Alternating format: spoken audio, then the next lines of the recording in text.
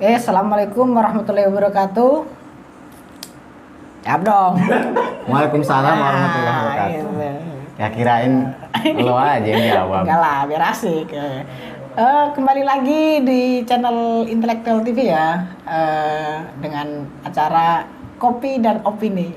Nah, kok ini kita ini gimana ini? Oh iya, salah. Berarti apa? Teh dan opini. Iya. Tempatnya orang-orang yang sadar akan berpikir. Oh, kira-kira seperti itu ya. Siap. Jadi pada kesempatan kali ini kita kedatangan tamu spesial yang jauh-jauh datang dari Cilegon. Wow. Gila, datang ke base camp. Saya cukup terharu. Terharu ya. Jadi tamu spesial kita ini adalah salah satu pejuang PMII yang sekarang beliau menjabat sebagai wakil ketua 3 ya? Ya, diamanahikan oleh ketua cabang. Diamanahkan sebagai wakil ketua 3 cabang PMI Kota Cilegon. Oke, nggak usah berlama-lama, mari kita langsung memperkenalkan diri aja lah dulu lah. Kali aja nggak kenal nih. Oh gitu. Oke. Terima kasih Pak Moderator. Siap. Yang ganteng, yang sangat luar biasa, kece, alumni dari Komisariat FTUN Tirta. FTUN Tirta. Perkenalan ini. Sebenarnya sudah banyak sekali orang yang mengenal saya. Tapi Auden belum pada kenal. Anda jangan ngaku-ngaku terkenal ya. Oke. Oke. Ya, perkenalkan, nama saya Muhammad Anis. Diamanahkan oleh ketua cabang menjadi wakil ketua 3 pengurus cabang PMI Kota Cilegon. Ya, kira-kira itu saja, singkat, jelas, dan padat. Jadi wakil ketua 3 itu dia bergeraknya di bidang apa itu? Dalam PMII. Iya. Ya, wakil ketua 3 itu menggerakkan dalam sisi tentang keagamaan. Oke, tentang keagamaan. Kira-kira seperti itu. Keagamaan yang harus kita pelajari bersama. Siap. Ya. Dan keagamaan ini penting sebagai modal dasar kita berpijak. Kira-kira seperti itu. Begitu. Iya. Jadi kan gini nih, apa namanya, kalau kita berbicara tentang keagamaan di Indonesia ini kan apa namanya, keagamaan itu identik dengan pesantren gitu ya. Nah. Iya. Pesantren ini adalah gagasan warisan leluhur kita, ulama-ulama kita yang ada di Nusantara. Pejuang-pejuang yang tercipta itu dari pesantren, khususnya dalam perjuangan kemerdekaan Indonesia. Oh, gila. Luar biasa. Luar biasa pesantren ini. Maka kita itu harus bisa nyantri walaupun tidak nyantri. Harus nyantri Walaupun tidak nyantri. Nyantrinya di mana? Di PMI itu. Oke, terbaik ya. Tapi ini maaf nih, mau nanya nih. Dulu sahabat Anis ini pernah ke pesantren? Pernah. Di pesantren mana itu? Dulu saya itu waktu SMA menyantren, walaupun di sebuah pesantren. Oke, saya tidak menyebutkan pesantrennya. Kenapa tuh? Karena pesantren ini adalah tasawuf. Dia tidak mau dikenal dan tidak mau orang mengenal. Jadi biar orang saja yang mengenal sendiri gitu. Dengan Allah sendiri, tahu sendiri gitu tuh. Begitu. Ini santri tasawuf nih. Tasawuf. tasawuf. Nggak kuat gue-nya. Begitu. Makanya saya tidak mau menyebutkan. Oke, kan karena apa namanya, keagamaan tadi identik dengan pesantren, dan nama PMI itu juga ada yang namanya pergerakan mahasiswa Islam gitu tuh. Islam. Nah, terus untuk apa namanya, rencana ke depan nih sebagai ketua 3 nih atau wakil ketua 3 yang mengawasi di bidang keagamaan gitu. Kira-kira rencana apa yang akan dibangun untuk menjalin kerjasama antara PMI dengan pesantren gitu, agar jalinan antara PMI dan pesantren itu semakin erat dan semakin mendarah daging gitu. Wah, luar biasa pertanyaannya nih, Mas Boy nih. Oke, terima kasih. Mas Boy, luar biasa pertanyaannya. Jadi PMI dan pesantren itu identik lah.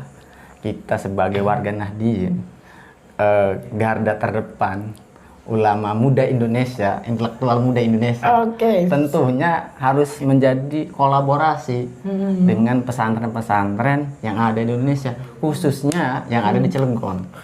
Nah, tentunya saya sebagai wakil ketua 3 itu insya Allah akan menggerakkan kader-kader PMI itu berkolaborasi di pesantren tentunya dengan kajian-kajian keagamaan. Banyak sekali yang masih belum paham tentang konsep keagamaan itu seperti apa, tentang menjalankan agama itu seperti apa. Tentunya dengan dekat dengan pesantren akan memahami itu pola hidupnya. Karena pesantren itu tidak jauh lebih pembelajaran kita terhadap masyarakat. Oke. Komunikasi satu sama lain itu mengerti gitu tuh. Benar. Gitu. Dan di cabang ke depan di PMI, pengurus PMI sekarang ini periode 2021-2022 itu akan menggerakkan PMI Aswaja. Nah, karena Aswaja ini sebagai landasan ideologi, landasan gerakan kita, maka harus paham gitu tuh arahnya kemana kita ini. Kira-kira begitu, Mas Boy.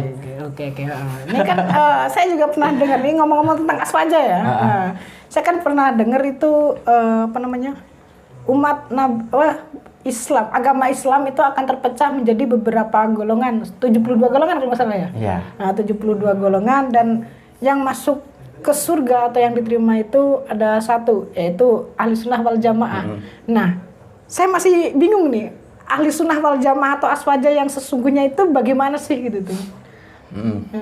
Itu gimana itu? Saya masih belum paham ya. Paham ya. Mungkin Karena kita bisa bertukar pikiran kali ya. Karena begini, Mas Boy. Banyak sekali orang-orang yang menyebutkan Ahlus Sunnah wal Jamaah. Dan kadang kita kan bingung, Ahlus Sunnah wal Jamaah yang mana? Kadang kita memiliki prinsip-prinsip masing-masing tentang teologi beragama. Nah, tentunya dalam PMI sendiri itu yang kita tekadkan dan kita kuatkan itu adalah dari golongan teologi. Golongan teologi ini adalah Abu Hasan Asy'ari, Asy'ariyah dan Al-Maturidiyah. Itu sebagai patokan kita dalam bidang teologi. Di bidang teologi ini ada sebagai dasar kita. Kalau misalkan dalam teologi ini salah memahami, maka akan fatal gitu tuh dalam konsep beragama. Nah, tentunya sebagai pondasi ya harus kuat gitu tuh pondasi ini dengan landasan beragama itu. Nantinya kan dengan pondasi didampingi dengan hal-hal yang selanjutnya gitu. Entah itu kan kalau misalkan kita membuat rumah, yang dibangun itu bukan genteng dulu, tapi pondasi dulu. Kirim tembok dulu. Cakar ayam dulu kan, kira-kira begitu kan. Sebagai konsep gitu tuh kan, konsep beragama itu seperti dalam itu. membangun rumah itu yang pertama disiapkan adalah tanah dulu. Kita harus siapkan tanahnya dulu. Jangan sampai kita bikin pondasi di tanah orang ya. Ya, saya sepakat benar. Karena tanah, kalau misalnya tidak ada tanah, tidak mungkin ada pondasi kira-kira seperti itu kan. Nah, tanah ini ada sebagai agama dan pondasi ini sebagai akidah. Nah, itu. Kalau tanahnya longsor, gimana itu? Wah, gitu tuh. Tanahnya longsor, pondasinya ikut longsor. Maka dari itu kita harus bisa melihat agama yang mana kan, agar tidak longsor. Akidahnya kan begitu kira-kira. Jadi harus dianalisis dengan tadi tuh ya, pondasi yang kuat gitu ya. Pondasi yang kuat. Terus kan gini nih, PMI itu kan Banam NU ya, nah, yang istilahnya di Nahdiyin, warga Nahdiyin gitu terus. Dan di warga Nahdiyin itu identik sekali kalau masalah keilmuan itu sangat identik dengan yang namanya sanad atau sanad keilmuan. Jadi kita berbicara dari guru ke guru gitu ya. Nah, itu sebenarnya fungsi kesanad itu tuh buat apa gitu tuh? Jadi begini. Oke, terima kasih. Sanad ini kan sebagai rujukan kita mengenai keilmuan. Tentunya kalau misalkan kita berilmu tanpa adanya guru, nah ilmu ini akan semeraut gitu. Pola berpikir orang itu akan kemana-mana tanpa adanya batasan-batasan. Nah, sanad ini sebagai batas-batasan. Oh, kita berguru dari guru kita dari A, B, C, dan D. Terus kita miliki benang itu, alurnya itu tuh. ke sana. Dan itu sebagai pijakan kita agar diakui sebagai umat Nabi Muhammad alur sanad ini. Dan kita masuk ke akhirat juga akan ditanya, kamu sanadnya kemana? Ke Imam Syafi'i misalkan. Oh iya, diakui gitu tuh dari guru-guru kita gitu. Guru-guru dari entah itu guru ngaji, guru madrasah tentunya memiliki sanad keilmuan. Nah, kalau misalkan orang tidak memiliki sanad akan berbahaya kira-kira. Dan tidak diakui, kemana ini? Masa dari Mbah Google mengakui bahwa kamu adalah pengikut saya, kan tidak etis seperti itu. Apa itu Mbah Google? Kira-kira. Oke, terima kasih, sangat membantu sekali itu. Gitu. Tentunya kan di sini PMI adalah organisasi kemahasiswaan yang identik dengan keislaman dan keindonesiaan. Kolaborasi yang sangat luar biasa gitu tuh. Tentang keislaman dan keindonesiaan. Konsepnya sangat luar biasa karena PMI didirikan oleh para pendahulu, oleh para ulama, gitu kan, ulama-ulama penggerak, tentunya dengan keilmuan yang sangat luar biasa. Dan membentuk PMI ini kemungkinan dia beristikharah, bertahajud, bertawakal kepada Allah, meminta petunjuk gitu tuh agar didirikan sebuah organisasi Islam dan keindonesiaan. Kira-kira begitu. Oke, jadi gitu ya. Ini kan tadi ada sedikit pembahasan tentang PMI ya. Mungkin kita akan beralih topik lah. Kalau bahasnya PMI aja ntar mungkin audiens akan merasa sedikit bosan gitu ya. Dan mungkin penjelasan tentang PMI yang lebih dalam nanti mungkin akan disampaikan oleh materi yang lain gitu. Nah, ini kalau saya boleh bertanya nih, menyinggung masalah pribadi boleh nggak nih? Apa ini? Jadi kan sekarang umurnya berapa nih umurnya? Saya umur 24. Asik, udah tua banget berarti ya. Lu juga sama. Enggak masih muda nih. Saya muka tua, boros ini ya. Masih 17 tahun ini, baby face. Muka tua, boros ini. Efek apa ini? Ini parah sekali nih Anda. Ini di umur 24 ini apakah sahabat Anda sini sudah memiliki pasangan buat dilanjutkan ke proses pernikahan? Wah, ini pembahasannya ke sana, tapi iyalah. Begini Mas Boy, kita ini sedang fokus. Fokus apa tuh? Berorganisasi. Oke, siap. Nanti hal itu bonus. Gitu. Saya yakin itu. Saya bertahap untuk berjuang bersama ketua cabang gitu ya, agar PMI di Kota Cilegon bisa berkontribusi baik itu dalam segi keagamaan, sosial, kemasyarakatan, dan upaya membantu pemerintah juga kalau kita memiliki pandangan sama dengan pemerintah gitu. Kalau pandangannya tidak sama ya kita kritik biasa lah, itu hal yang biasa lah. Gitu. Jadi sedang kalau misalnya ke masalah calon apapun itu adalah bonus nanti. Bonus dari Maha Kuasa. Nah, jadi bisa disimpulkan bahwasanya sahabat Aris ini masih jomblo ya? Masih jomblo.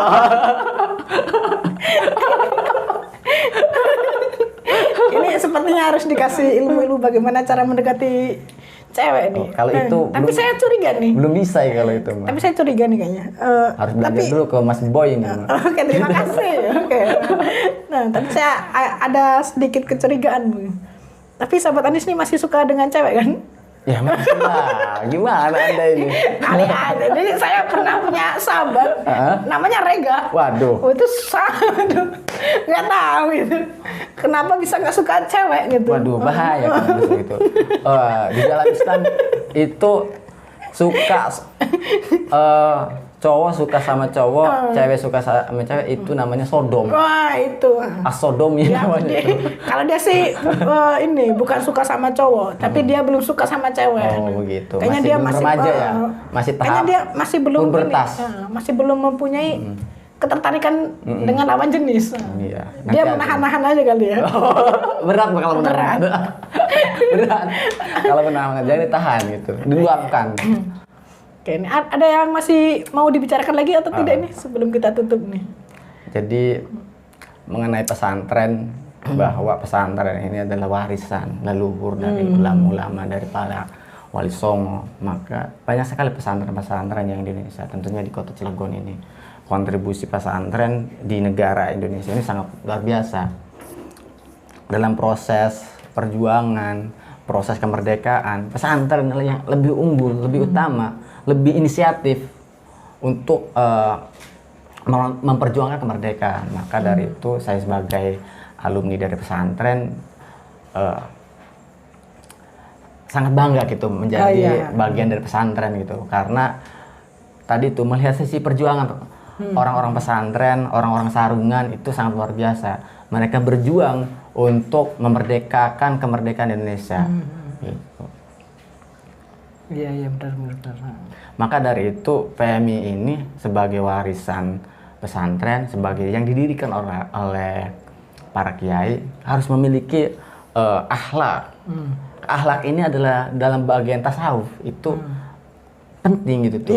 Tata krama, kebijaksanaan itu penting. Maka di sisi lain aswaja ini dari ketauhidan dan segi ketasawuf itu penting juga. Makanya saya rencana memiliki gagasan yaitu tasawuf dalam gerakan mahasiswa.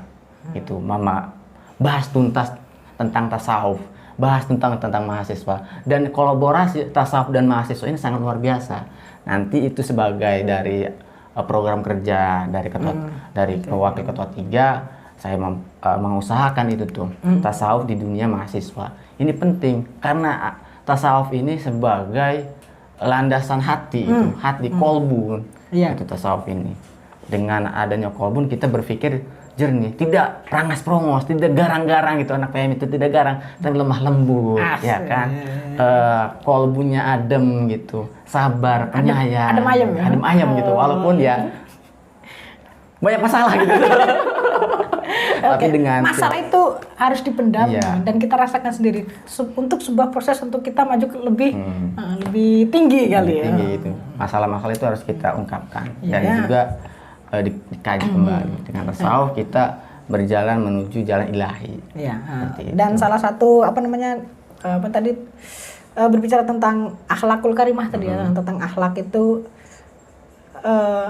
jadi akhlak itu emang sangat penting kalau menurut saya pribadi juga gitu, karena Nabi Muhammad itu diturunkan ke dunia itu bukan untuk apa itu, lupa. Jadi yang untuk liutamin mahalkan akhlak. Nah itu apa itu artinya tuh? Ia mengutamakan keakhlakan. Jadi Nabi Muhammad itu suri toladan yang sangat luar biasa. Akhlaknya luar biasa gitu. Dia orang membalas keburukan, dia membalas kebaikan. Itu bagian dari akhlak dan itu bagian dari strategi untuk menyebarkan agama Islam. Karena dalam posisi pada zaman itu manusia beringas-beringas gitu tuh. Harta, kemewahan, ubud dunia itu kan bagian dari penyakit hati gitu. Nah, Nabi Muhammad hadir untuk menyingkirkan penyakit-penyakit hati nih dengan cara apa? Akhlakul karimah, dengan tidak mencintai dunia. Jadi Nabi Muhammad ini biasa-biasa saja orangnya. Tidak memiliki kemewahan apapun gitu. Tapi orangnya memiliki karismatik, memiliki akhlak mulia dan ilmu yang sangat luar biasa dan menjadi suri toladan bagi kita umat Islam. Begitu kira-kira Mas Boy. Oke ya. Ya mungkin tadi udah closing statement kali ya. Untuk sebelum kita mengakhiri kita akan minum dulu. Oke. Minum dulu. Minum teh dulu. Tadi saya minum dulu. Aus. Udah. Perjalanan jauh. Oke. Maka kita minum teh. Bismillahirrahmanirrahim. Oke. Ya baik. Mungkin cukup sekian dari kita berdua ya. Ya harap maklum kalau pembicaraan kita ngalor ngidul, nggak tahu kemana arahnya.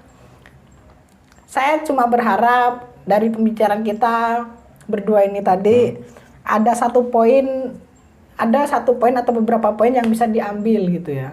Jadi bisa diambil intisarinya dan diambil kata-kata baiknya gitu sehingga itu bisa menjadikan motivasi untuk kita belajar lebih baik gitu. Mungkin cukup sekian dari saya. Apabila banyak kesalahan dan kekurangan, saya pribadi memohon maaf dan kepada Allah saya memohon ampun. Oke, mantap. Kami akhiri. Allahul muwaffiq ila aqwamit thoriq. Wassalamualaikum warahmatullahi wabarakatuh. Waalaikumsalam warahmatullahi wabarakatuh.